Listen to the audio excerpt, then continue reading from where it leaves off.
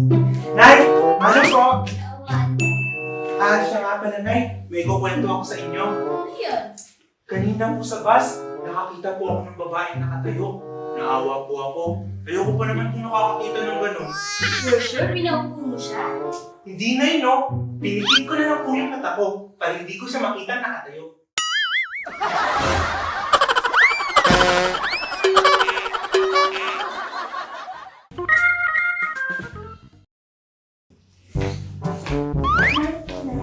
Nandito ka na pala. Kumusta yung school? Okay lang po, Nay. Nag-exam lang po kami kanina. O talaga? Nakailan ka? Naku, Nay. Sabi ba ng klase, ako lang po yung nakanay. Wow, talaga? Talino talaga ng anak ko. Malas na nanay. Ako po, Nay. At teka, yung mga kaklase mo, nakailan ba sila? Naka 100 po.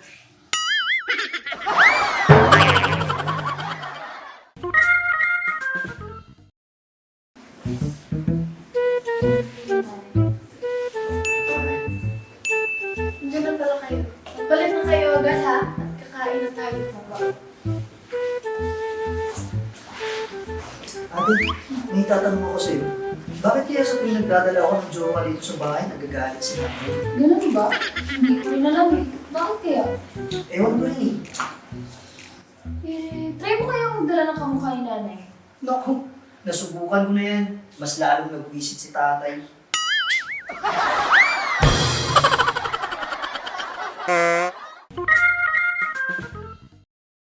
Nandito na po ako. Buti naman dumating ka. May load ka pa, di ba? Opo, Nay. Bakit po? Tawagan mo yung tatay mo. Pinita pa kasi wala eh. Naku, Nay. Kasama na naman nun, yung chicks niya. Umanda talaga sa akin yung tatay mo. Tawagan mo na nga.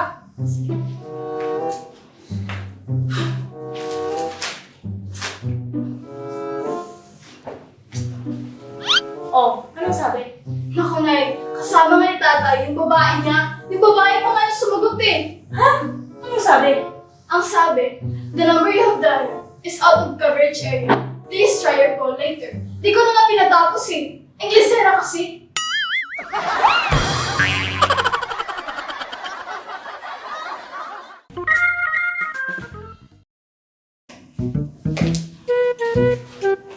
Oh anak, anong nangyari? Bakit ngayon ka lang?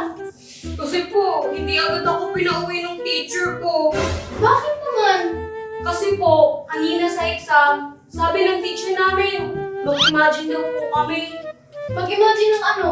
Mag-imagine daw po kami na mayaman at bilyonaryo daw po kami. Tapos po, isusulat sa papel. O tapos, Ayun, nakita ako ng teacher ko na hindi nagsusulat. anong sinagot mo? Sabi ko po, Ma'am, sabi niyo mag-imagine na mayaman kami. Eh di, nag-imagine na rin po ako na may sekretarya na ako. Bakit na ang galing?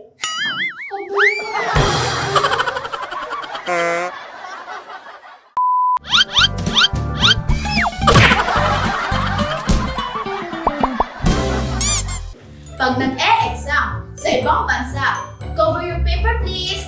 Sa Pinas, huwag mong tatakpan na susuntukin kita. Yan ang Pinoy.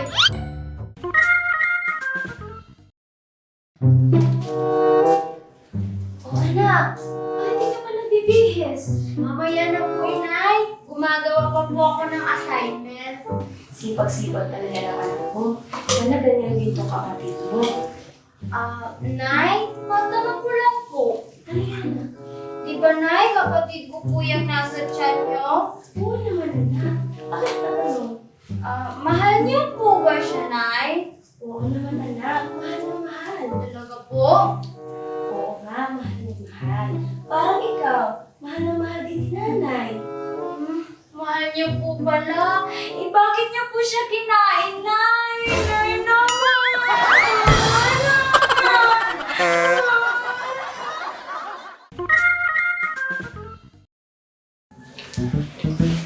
Lalo po, Nay.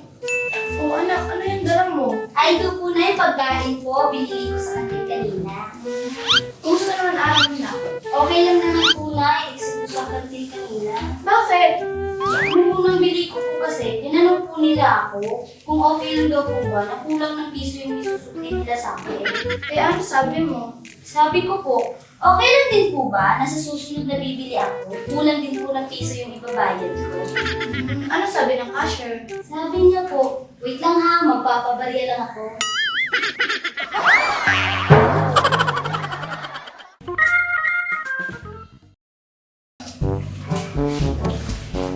Ako na.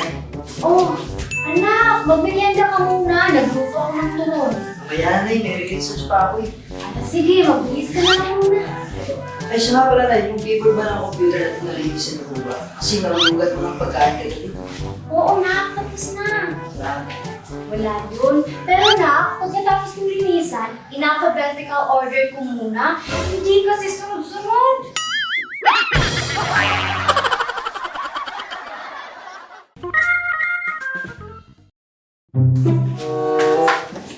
Ano po, Nay? Ba't ang siya mo yun? Yung kaklase ko po kasi tinanong ko kung ano yung zodiac sign niya. O ano sabi niya?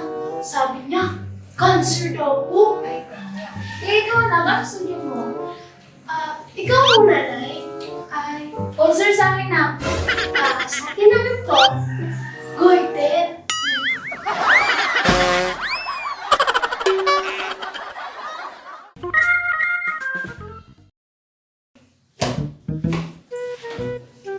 Oh, anak! Ang aga mo naman nata umuwi. Akala ko mamaya ka pa. Opo.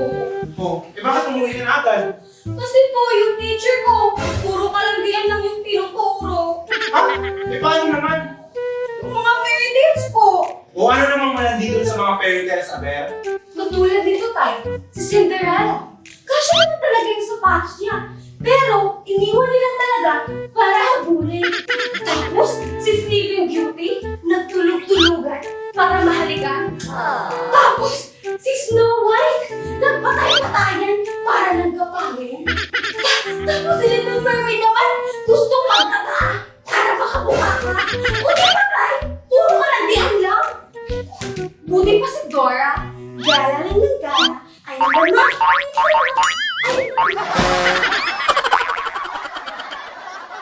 Nang inyong malaman dito sa aming gang walang tapon. Gwapo at gwapa lang ang meron.